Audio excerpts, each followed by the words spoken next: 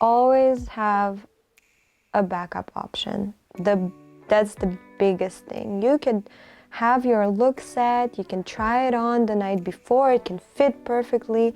You never know what's gonna happen the next day.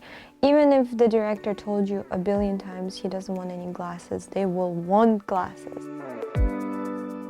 Don't take anything personally, because it can get really personal and it can be really hurtful what people say and how they behave, and it doesn't matter. When you come home, you need to come home with a clean slate. No social media. If there is no social media, no social media. Don't try.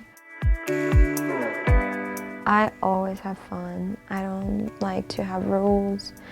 And I have so many amazing friends that came out of sets. Be on good terms and good relationships with the director. Because if the director is on your side, then it's more likely to go smoothly.